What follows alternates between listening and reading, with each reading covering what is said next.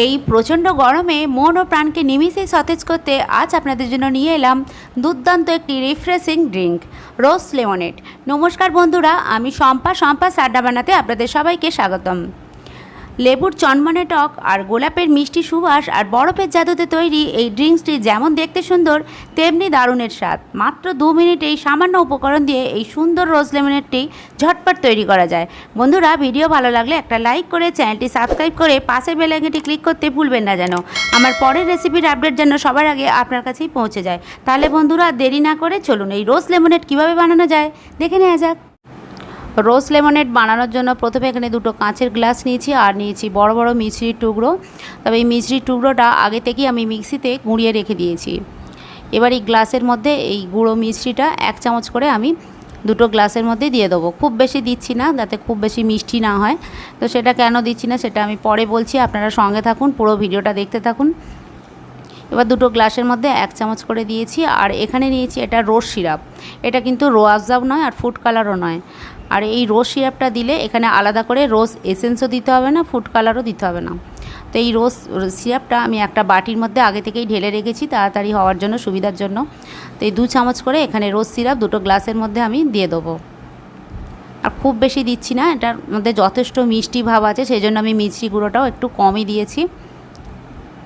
বেশি দিলে বেশি মিষ্টি হয়ে গেলেও খেতে ভালো লাগবে না। তো 2 চামচ করে দেওয়ার পর এর মধ্যে এখানে আমি ফ্রিজে রাখা ঠান্ডা জল দিয়ে দেবো।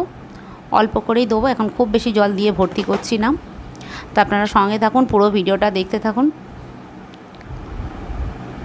আর রেসিপি ভালো লাগলে ভিডিওটা একটা লাইক করে চ্যানেলটি সাবস্ক্রাইব করে পাশে বেল আইকনটি ক্লিক করে দেবেন।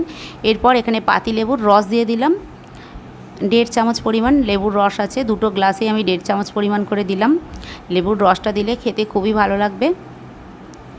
আর চামচ দিয়ে ভালো করে এটাকে মিলিয়েও নিলাম। এরপর 2টো করে লেবু স্লাইস দিয়ে দিলাম 2টো গ্লাসের মধ্যে। আর এরপর একটু সামান্য পরিমাণে বিট নুন দিলাম। বিট নুনটা দিলে একটা চটপটা ভাব আসবে, খেতে ভালো লাগবে এই রোজ লেমনেডটা। যেহেতু এর মধ্যে পাতিলেবুর রস আছে তাই অল্প করে একটু বিট নুন দিলে খেতে খুব ভালো লাগবে। নুনটা দিয়েও ভালো করে মিলিয়ে নিয়েছি একটু। এরপর এখানে আইস কিউব নিয়েছি, এটা আমি 2টো করে 2টো গ্লাসের মধ্যে।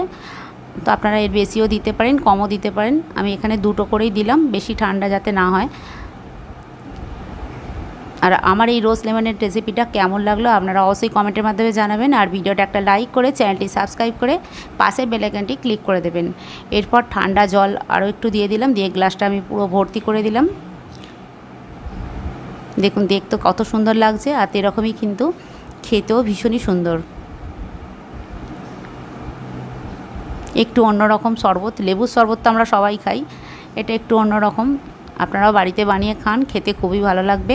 2টো গ্লাসের মধ্যে আমি লেবু স্লাইস দিয়ে দিলাম, এভাবে একটু দেখতে সুন্দর হওয়ার জন্য। এটা না দিলেও হবে, কিন্তু দেখতেও সুন্দর লাগবে লেমনেডটা, সেই জন্য। আর ওপর থেকে গোলাপের পাপড়ি দিয়ে দিলাম 2টো করে,